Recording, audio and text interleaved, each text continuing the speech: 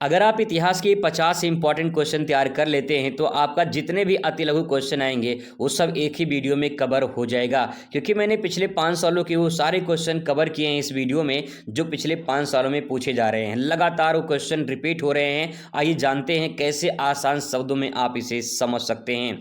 तो सबसे पहले छोटा सा शायरी आप सभी के लिए कि मोहब्बत जब किसी की नाकाम होती है, मोहब्बत जब किसी की नाकाम होती है, उदास उसकी हर शाम होती है। दिल के साथ दौलत ना हो जिसके पास, मोहब्बत उसी गरीब की नीलाम होती है। आइए दोस्तों बात करते हैं यहाँ पे अति लघुतरीय प्रश्न में। तो इस प्रकार से आप प्रश्न देख लीजिए, जैसे कि चानु होदड़ में मन के बनाने के लिए किन पदार्थों का उपयोग किया जाता था। अगला है प्रभावती गुप्ता कौन थी, उसका विवाह किसके साथ हुआ था। ऐसे ही असहयोग आंदोलन का संक्षिप्त वर्णन करिए। इस प्रकार से क्वेश्चन देखिए पूछे गए हैं। आइए इसका उत्तर देखते हैं कैसे आसान शब्दों में आप समझ सकते हैं। क्वेश्चन नंबर 11 से हम लोग शुरुआत करेंगे। 11 से इसलिए क्योंकि 1 से लेकर 10 तक आपका बहुविकल्पीय प्रश्न होगा। तो यहाँ पे क्वेश्चन नंबर 11 से अति लघु जो अति लघु क्वेश्चन है उसकी शुरुआत होती है। तो यहाँ पे क्वेश्चन नंबर 11 से शुरुआत करते हैं।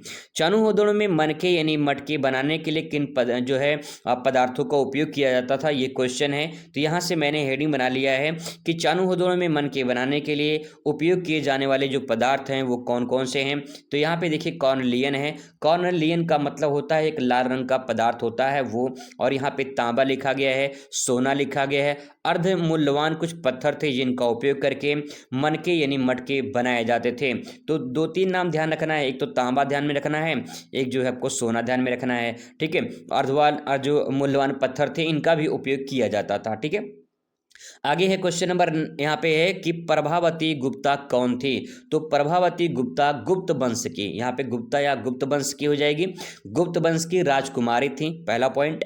आगे है यहाँ पे उनका विवाह वाकाटक वंश के राजा के साथ, जो राजा का नाम था वो रुद्रसेन द्वितीय, इनके साथ इनका विवाह हुआ था। वाकाटक वंश के राजा थे रुद्रसेन, इनका विवाह जो है इनके साथ में हुआ था। ठीक है, आगे है क्वेश्चन नंबर यहाँ पे नेक्स्ट है असहयोग आंदोलन का संक्षिप्त वर्णन कीजिए। तो यहाँ पे असहयोग आंदोलन का संक्षिप्त वर्णन देख लीजिए, 2 नंबर का क्वेश्चन है तो बस छोटा सा ही लिखेंगे। असहयोग आंदोलन 1920 में महात्मा गांधी द्वारा ब्रिटिश शासन खिलाफ चलाया गया था। इन्हें इसकी स्वीकृति जो मिल गई थी 1920 में जो है मिल गई थी, और फाइनली 1921 में, ठीक है, 1921 में खिलाफत आंदोलन के साथ में इसकी शुरुआत हो गई थी। आगे है इसमें भारतीयों से ब्रिटिश वस्त्रों का बहिष्कार किया गया, सरकारी संस्थाओं से त्यागपत्र दे दिया गया और करों का भुगतान न करने पर जोर दिया गया, और स्वदेशी वस्तुओं का प्रयोग करके इनका आह्वान किया गया। कहने का मतलब ये है कि गांधी जी कहते थे अगर भारतीय अंग्रेजों का साथ ना दें तो भारतीय कुछ सालों में ही यहाँ से छोड़कर भाग जाएंगे, क्योंकि भारत के लोग सहयोग कर रहे हैं इसलिए उतना दिन तक शासन कर रहे हैं, इसीलिए हमें सहयोग नहीं करना है, हमें क्या करना है, असहयोग करना है। तो इसी प्रकार से जब असहयोग शुरुआत हुआ तो भारतीयों ने जो भी वस्त्र थे, ब्रिटिश के जो कपड़े थे उसका त्याग कर दिया, यानी बहिष्कार कर दिया। जो लोग सरकारी संस्थाओं में काम करते थे उन्होंने त्यागपत्र दे दिया, जो बच्चे स्कूल जाते थे, जो लोग पढ़ाने जाते थे वो सब ने त्यागपत्र दे दिया, और करों जो कर लगाए जाते थे ब्रिटिश सरकार के द्वारा उस कर का भुगतान न करने का आह्वान किया गया, और जो स्वदेशी वस्तु यानी भारत की जो वस्तुएं थी उनका प्रयोग किए जाने पर जोर दिया गया। तो इसके बारे में शॉर्ट में आप लिख सकते हैं। ठीक है, आगे है दोस्तों यहाँ पे नेक्स्ट है अस्थाई बंदोबस्त। अस्थाई जो बंदोबस्त है ये क्या है। तो देखिए अस्थाई बंदोबस्त, यहाँ पे 2 सवाल बनेंगे कि अस्थाई बंदोबस्त किसके द्वारा शुरू किया गया था या कब शुरू किया गया था, तो ये भी ध्यान रखेंगे। अस्थाई बंदोबस्त जो है 1793 में किया गया था, इतिहास में डेट होता है 1793। ठीक है, ये डेट जो होते हैं ये इंपॉर्टेंट होते हैं, 10 नंबर का डेट भी आता है तो आप डेट ध्यान रखेंगे 1793। 1793 लॉर्ड कॉर्नवालिस के शासनकाल में अस्थाई बंदोबस्त की शुरुआत की गई थी। तो आप इसको याद कर सकते हैं, कान पकड़ लीजिए, आज से आप कान पकड़ लीजिए कि आप जो है कोई गलत काम नहीं करेंगे, जो भी करेंगे सही करेंगे, ईमानदारी से करेंगे। ठीक है, तो कान पकड़ लीजिए, और कान पकड़ लेंगे तो कॉर्नवालिस हो जाएगा, और यहाँ पे बंगाल, बिहार, उड़ीसा में लागू किया गया था। यानी अस्थाई बंदोबस्त जो है ये कहाँ पे लागू किया गया, ये बिहार, बंगाल और उड़ीसा राज्य में लागू किया गया था। कब, 1793 में। ठीक है, आगे यहाँ पे देखिए, इसके तहत जमीन के मालिकों यानी जमींदारों को अस्थायी रूप से निर्धारण कर दिया गया था। यानी कहने का मतलब ये है कि अस्थायी बंदोबस्त को जमींदारी प्रथा के नाम से भी जाना जाता है। तो अगर आपसे पूछ ले जमींदारी प्रथा क्या होती है, तब भी राइट आंसर यही होगा, ध्यान रखेंगे। जमींदारी प्रथा या अस्थायी बंदोबस्त पूछे तब भी यही आंसर होगा, ठीक है। आगे यहाँ पे है अष्टध्यायी के लेखक कौन है, तो अष्टध्यायी के लेखक जो है महर्षि पाणिनि है। महर्षि पाणिनि बहुविकल्प में भी पूछा जा सकता है कि अष्टध्यायी के लेखक कौन है, तो महर्षि पाणिनि का नाम ध्यान रखेंगे। आगे है बाबरनामा किसने लिखा है, तो बाबरनामा मुगल सम्राट बाबर द्वारा स्वयं लिखा गया था। बाबरनामा जो मुगल काल का जो है संस्थापक था बाबर, उसने ही बाबरनामा लिखा था, ठीक है। तो ये आपका आंसर हो जाएगा। आगे बात करते हैं, नेक्स्ट आपके सामने है हुमायूंनामा किसने लिखा था। हुमायूंनामा जो है इसकी रचना गुलबदन बेगम ने किया था। गुलबदन बेगम ने किया था, तो यहाँ पे बेगम का नाम ध्यान रखें, गुलबदन बेगम हुमायूंनामा लिखा था इन्होंने। आगे मोस्ट इंपॉर्टेंट है कि अकबरनामा का अंग्रेजी अनुवाद किसने किया था, तो अंग्रेजी में अनुवाद जो है अकबरनामा का अनुवाद किया था किसने, एच बेबली ने किया था, ठीक है। एच बेबली या बेबरली के नाम से भी जानते हैं, तो एच बेबली के नाम से आप ध्यान रखेंगे, एच बेबली, ठीक है। फेयर एंड लवली के नाम से याद रखिए, fair and lovely, H Beverly. आगे देखिए 1857 का विद्रोह के दो कारण बताइए, तो 1857 में विद्रोह हुआ था 10 मई 1857। 10 मई 1857 की क्रांति हुई थी, जिसे प्रथम स्वतंत्रता संग्राम के नाम से जाना जाता है, और इसकी शुरुआत मेरठ से हुई थी। ये आपके मानचित्र में भी आ सकता है, आपके डेट वाले में भी क्वेश्चन आ सकता है, बहुविकल्प में भी आ सकता है, अति लघु में तो यहाँ पे पूछा ही गया है। तो मैंने तीनों तरफ से आपको बता दिया है, ध्यान रखेंगे इसको। 1857 में जो पहली क्रांति हुई थी उसमें यह है, अंग्रेजों द्वारा लाए गए नए कारतूस पर गाय और सूअर की चर्बी लगाई गई थी, जिसका उपयोग भारतीयों ने किया था और उसका विरोध हुआ, जिसके कारण ये आंदोलन छिड़ गया था, ठीक है। पहला पॉइंट। दूसरा है, भारतीय राजाओं के राज्य हड़पने की नीति जो है ये चलाई गई थी, जिसके कारण जो है ये विद्रोह माना जाता है, कारण माना जाता है। तो 2 पॉइंट आप इसमें लिख सकते हैं, 2 ही पूछा गया है। आगे है क्वेश्चन नंबर नेक्स्ट है कि काकोरी कांड कब और कहाँ हुआ था, तो यहाँ पे काकोरी कांड देख लीजिए। काकोरी कांड 9 अगस्त 1925 को हुआ था। 1925 1925 में काकोरी कांड हुआ था। उत्तर प्रदेश के काकोरी रेलवे स्टेशन के पास हुआ था। ये लखनऊ के पास पड़ता है, ठीक है, लखनऊ के पास पड़ता है। इसमें स्वतंत्रता सेनानियों ने सरकारी खजाना लूटने के बाद एक ट्रेन को रोका था, तो उसी को लूट लिया था, उसी काकोरी कांड के नाम से जाना जाता है, ठीक है। आगे है क्वेश्चन नंबर नेक्स्ट है, हड़प्पा पुरा स्थल का उत्खनन। हड़प्पा जो है ये सिंधु घाटी सभ्यता का प्रथम स्थल माना जाता है। इसकी खुदाई जो है 1921 में जो है दयाराम साहनी के द्वारा की गई थी। दयाराम साहनी ने कोई भी दया नहीं बरती और हड़प्पा की खुदाई कर दी। कब? 1921 में कर दिया, तो 1921 में, ध्यान रखेंगे। अगला है, इंडिका की रचना किसने किया है। इंडिका की रचना मेगास्थनीज ने किया है। ये आपकी बहुविकल्प में पूछा जा सकता है कि इंडिका की रचना किसने किया है, मेगास्थनीज ने किया है। आगे स्तूप क्या है। स्तूप की अगर बात करें तो स्तूप एक प्रकार की धार्मिक संरचना है, ठीक है। समथिंग उस प्रकार से कुछ स्तूप बनाए जाते हैं, ऐसे करके जो है स्तूप होते हैं। कभी कभी जो है इस प्रकार से बनाए जाते हैं, नहीं तो कभी कभी ऐसे जो है इस प्रकार से भी बनाए जाते हैं, ठीक है। तो ये स्तूप ऐसे बने होते हैं और यहाँ पे कुछ दरवाजे लगे होते हैं। तो जो स्तूप होते हैं इसमें बौद्ध से संबंधित जो अवशेष होते हैं, उनकी धातु अस्थियाँ या जो भी सामग्री होती है उसी को रखा जाता है, जिसे स्तूप के नाम से जाना जाता है, ठीक है। स्तूप एक प्रकार की संरचना है जिसमें बौद्ध से संबंधित अवशेषों को रखा जाता है, उसे स्तूप कहा जाता है, ठीक है। आगे बात करते हैं नेक्स्ट, यहाँ पे क्वेश्चन अगला है, चौरी चौरा घटना कब हुई थी। तो चौरी चौरा की घटना 5 फरवरी 1922 को गोरखपुर जिले में हुई थी। ये आपके डेट में भी पूछ सकता है कि 1922 में क्या हुआ था। 1922 में चौरी चौरा की घटना हुई थी। आगे है शिवाजी के अधीन अष्टप्रधान व्यवस्था क्या है। शिवाजी के अधीन अष्टप्रधान व्यवस्था की बात करें तो यहाँ पे शिवाजी के प्रशासन में अष्टप्रधान व्यवस्था 8 प्रमुख मंत्रियों को जो है कहा जाता है अष्टप्रधान व्यवस्था, ठीक है, जिसमें से जिसमें से पेशवा प्रधानमंत्री के नाम से जाने जाते थे, आमत वित्त मंत्री के नाम से जाने जाते थे, सचिव, सेनापति, न्यायाधीश आदि लोग ऐसे शामिल थे, ऐसे लोग थे। ठीक है, जैसे आज के दिन में प्रधानमंत्री होते हैं और फिर इसके बाद वित्त मंत्री होते हैं, रक्षा मंत्री होते हैं, रेल मंत्री होते हैं, शिक्षा मंत्री होते हैं, ऐसे उस टाइम पे 8 यानी अष्टप्रधान व्यवस्था रखी जाती थी शिवाजी के शासनकाल में। ठीक है, आगे है यहाँ पे नेक्स्ट, अब इस प्रकार से क्वेश्चन देखने को मिलेगा। आइए बात करते हैं, इनका भी उत्तर देख लेते हैं। तो 26 नंबर क्वेश्चन कह रहा कि भारत का संविधान कब लागू हुआ? तो सभी को पता होगा, भारत का संविधान 26 जनवरी 1950 को लागू हुआ और संविधान सभा के जो अध्यक्ष थे वो डॉक्टर राजेंद्र प्रसाद थे। ठीक है, कमेंट करके बताइएगा कि भारत के पहले राष्ट्रपति कौन थे। आगे बात करते हैं क्वेश्चन नंबर नेक्स्ट के, भारत छोड़ो आंदोलन की शुरुआत कब की गई? तो भारत छोड़ो आंदोलन की शुरुआत 8 अगस्त 8 ध्यान रखेंगे, 8 अगस्त 1942 को भारत छोड़ो आंदोलन की शुरुआत की गई थी और महात्मा गांधी जी के द्वारा सबसे बड़ा ये आंदोलन था। और इसी में अंग्रेजों को जो है, एक अंग्रेजों के लिए महात्मा गांधी ने एक नारा दिया था, भारत छोड़ो, और उसमें कहा था या तो करो या तो मरो। करो या मरो का नारा किसने दिया था? करो या मरो का नारा दिया था गांधी जी ने। किस आंदोलन में दिया था? भारत छोड़ो आंदोलन में, क्योंकि ये भी क्वेश्चन आपसे पूछा जा सकता है। तो यहाँ पे एक दो क्वेश्चन मैं आपको एक्स्ट्रा बता दे रहा हूं, क्योंकि क्वेश्चन घुमा के भी पूछा जा सकता है, बात ध्यान रखेंगे। सीधा सीधा बोर्ड में क्वेश्चन नहीं पूछता है, घुमाता है जरूर। नेक्स्ट है मेगास्थनीज के बारे में बताना है कि मेगास्थनीज कौन थे, इन्होंने कौन सी पुस्तक लिखा था? तो मेगास्थनीज एक यूनानी राजदूत थे और जिन्होंने सेल्यूकस निकेटर ने मौर्य सम्राट चंद्रगुप्त मौर्य के दरबार में भेजा था और उसने इंडिका नामक पुस्तक लिखा था। तो मेगास्थनीज ने इंडिका नामक पुस्तक लिखा था, पहला पॉइंट। इसे कौन भेजा था? तो सेल्यूकस निकेटर जो था ये मौर्य सम्राट चंद्रगुप्त मौर्य के दरबार में भेजा था। ठीक है, एक राजदूत था। आगे बात करते हैं, क्वेश्चन नंबर नेक्स्ट है, हड़प्पा में अमेरिकी दल का उत्खनन कब शुरुआत हुआ था?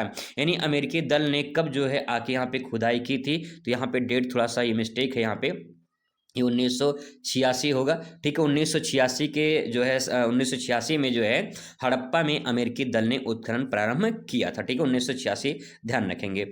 आगे यहाँ पे नेक्स्ट है कि गौतम बुद्ध का जन्म कब हुआ था? तो गौतम बुद्ध का जन्म हुआ था 563 ईसा पूर्व में। ठीक है, सॉरी, हाँ, 563 ईसा पूर्व में गौतम बुद्ध का जन्म हुआ था। ईसा पूर्व लुम्बिनी में पड़ता है, लुम्बिनी में उनका जन्म हुआ है, नेपाल में पड़ता है लुम्बिनी। और यहाँ पे मानचित्र में आपसे एक सवाल पूछ लेगा, मानचित्र में भरने के लिए आ जाएगा कि वह स्थान जहाँ पे गौतम बुद्ध का जन्म हुआ था तो लुम्बिनी में हुआ था। तो लुम्बिनी जो है आपका पड़ता कहाँ पे है?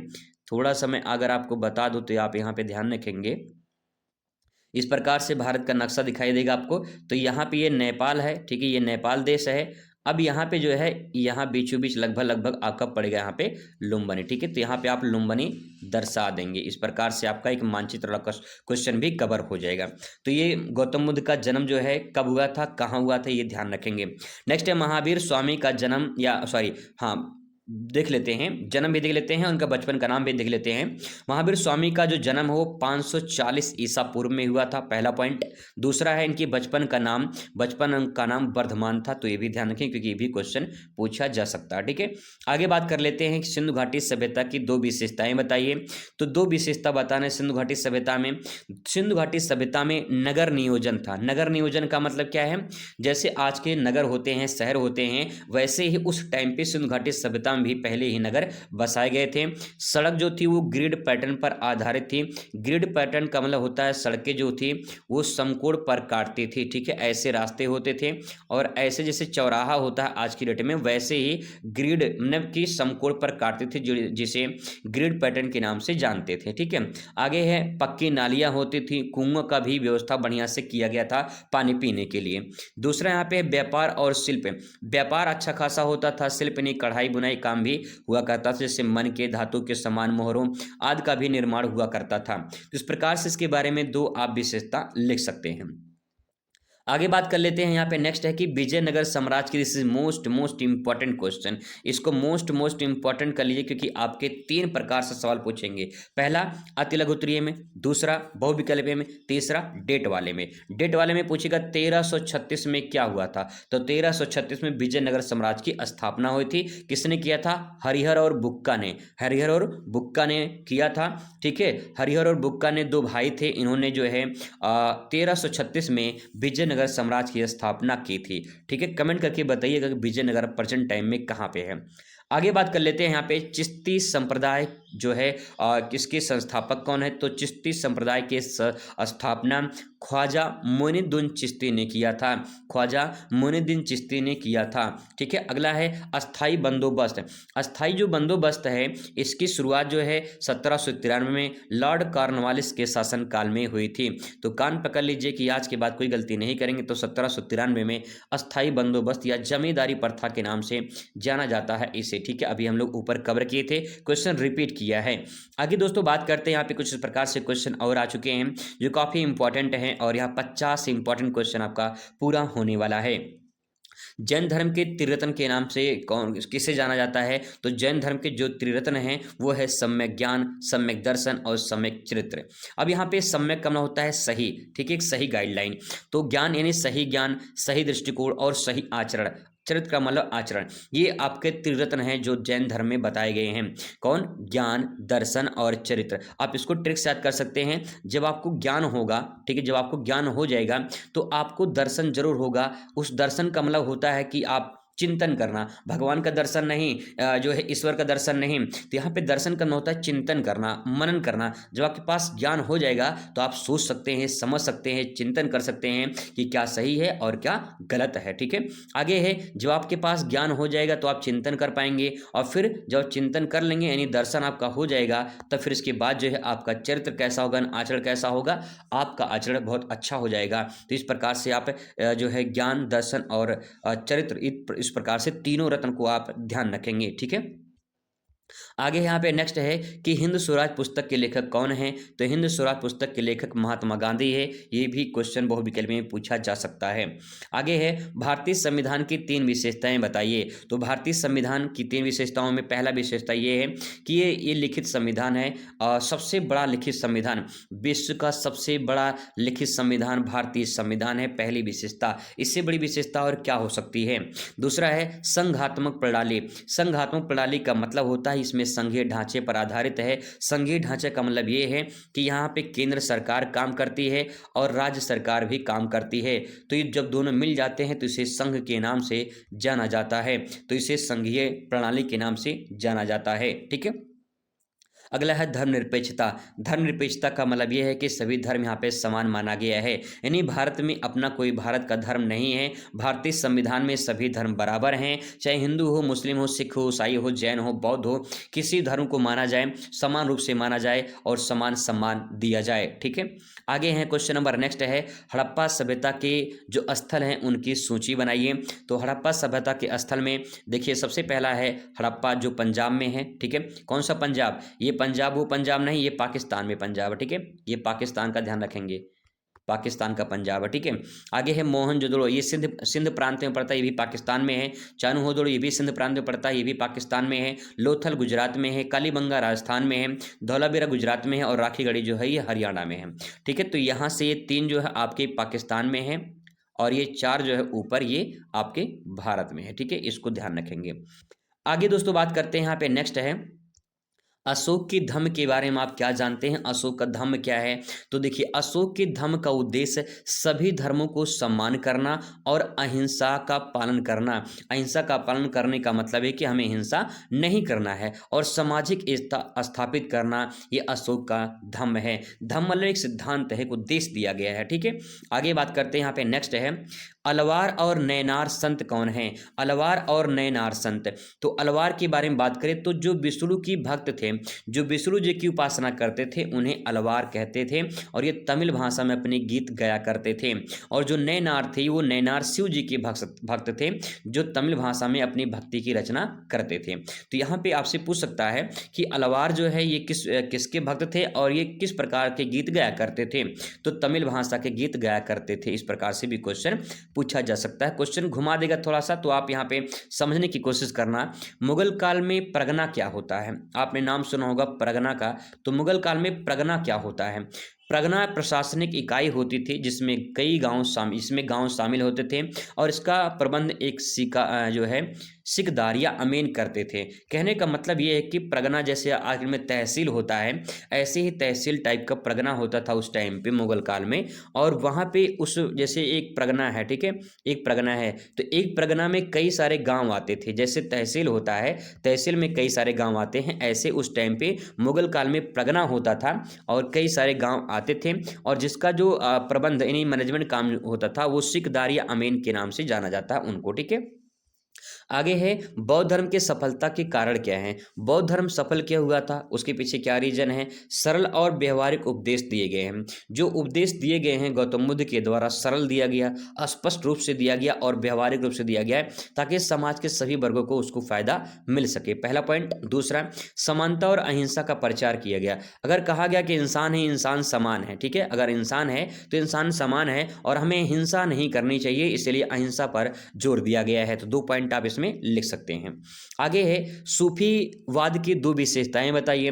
तो सूफीवाद के बारे में विशेषताएं बतानी है तो ईश्वर से प्रेम करते थे सूफीवाद और भक्ति पर बल देते थे, पहला पॉइंट। दूसरा है सभी धर्मों और जातियों को समान मानना, ये सूफीवाद का मत था। जो सूफीवाद थे ये मुस्लिम के समर्थक थे, मतलब मुस्लिम काल से संबंधित थे या फिर मुस्लिम को मानते थे, ठीक है, या फिर जो है अल्लाह को मानते थे, या फिर ऐसे कह सकते हैं कि हजरत मोहम्मद साहब के पैगंबर थे, मानते थे उनको, ठीक है, सूफीवाद के लोग। आगे बात करते हैं Ibn Battuta. Ibn Battuta Delhi कब आगमन हुआ था? तो जो इब्न बतूता था दिल्ली में कब आया था? तो देखिए इब्न बतूता मोरक्को का रहने वाला था, ठीक है, मोरक्को का ये मोरक्को है, मोरक्को देश है, अफ्रीका महाद्वीप में पड़ता है मोरक्को, वहां का ये रहने वाला था। तो मोरक्को का रहने वाला था इब्न बतूता और यह व्यापार और यात्रा के उद्देश्य से भारत आया था और दिल्ली में मोहम्मद बिन तुगलक के दरबार में ये आया था, ठीक है। तो 2 पॉइंट इसमें ध्यान रखेंगे। आगे है लिंगायत क्या है? ये लिंगायत क्या है, ऐसे से सवाल देखने को मिलेंगे, क्वेश्चन पूछे गए पेपर में। देखिए लिंगायत एक धार्मिक समुदाय है, ठीक है, क्या है, धार्मिक समुदाय है। वे शिव भक्ति पर आधारित हैं और पुनर्जन्म में विश्वास नहीं रखते हैं। यानी लिंगायत क्या है, जैसे अलवार नैनार अभी आपने पढ़ा है, वैसे ही लिंगायत ये भी एक धार्मिक समुदाय है और ये शिव जी की भक्ति पर आधारित है, नहीं शिव जी की भक्ति करते हैं और ये पुनर्जन्म में विश्वास नहीं करते हैं लिंगायत के लोग, ठीक है। आगे है क्वेश्चन नंबर 47 आपके सामने की हड़प्पा सभ्यता के 2 बंदरगाह बताइए। हड़प्पा सभ्यता के 2 बंदरगाह में देखा जाए तो एक तो लोथल हो जाएगा, दूसरा सुत्कागीडोर बलूचिस्तान में पड़ता है, यानी पाकिस्तान में पड़ता है, ठीक है। हड़प्पा सभ्यता के 2 बंदरगाह, इसमें सबसे फेमस लोथल है। आगे बात करते हैं, नेक्स्ट है कि खान काह क्या है? खान काह क्या है? सूफी संतों के रहने भक्ति साधना की स्थान कान खाह कहलाता है। यानी सिंपल भाषा में कहा जाए जहाँ पे सूफी संत रहते थे, अपनी आराधना करते थे, अपनी आराधना में लीन होते थे, उस स्थान को कान काह के नाम से जाना जाता है, ठीक है। आगे है यहाँ पे नेक्स्ट है सूफी मत की 2 विशेषताएं बताइए। तो जो सूफी मत हैं उनकी 2 विशेषताओं की बात करें, ईश्वर के साथ व्यक्तिगत संबंध यानी ईश्वर के साथ जुड़ जाते थे। दूसरा, धार्मिक सहिष्णुता और भाईचारे का संदेश देते थे। धार्मिक सहिष्णुता भाईचारे का संदेश का मतलब ये है कि धर्म को मानते थे कि धर्म में सही क्या है, गलत क्या है और कौन सा हमें क्या करना चाहिए काम, वो उनको सबसे अच्छे तरीके से पता था। भाईचारे का संदेश देते थे कि सभी धर्म के लोग, सभी जाति के लोग आपस में भाईचारे भाई भाई बनकर रहें, कोई नफरत ना करे, कोई लड़ाई झगड़ा ना करे, ठीक है। नेक्स्ट है महावीर स्वामी के बारे में बात किया गया है। महावीर स्वामी कौन थे? महावीर स्वामी जैन धर्म के 24वें तीर्थंकर थे और उन्होंने अहिंसा, सत्य और अपरिग्रह पर बल दिया गया है, यानी लूटपाट, चोरी नहीं करना, ये सब पर उन्होंने जोर दिया है, ठीक है। इस प्रकार से ये आपका हो गया 50 इंपॉर्टेंट क्वेश्चन। तो दोस्तों ये 50 इंपॉर्टेंट क्वेश्चन थे। बाकी जो है और क्वेश्चन मैं आपको कराऊंगा, अच्छी खासी तैयारी करवा दूंगा। अगर आपको वीडियो अच्छा लगा हो तो कमेंट करके ज़रूर बताइए। अगर इसमें कोई कमी हो तो वो भी बताइएगा, आपको अगली वीडियो में सुधार करके मैं ज़रूर अच्छे तरीके से समझाने का और प्रयास करूँगा। चलिए मिलते हैं नेक्स्ट वीडियो में। Thanks for watching.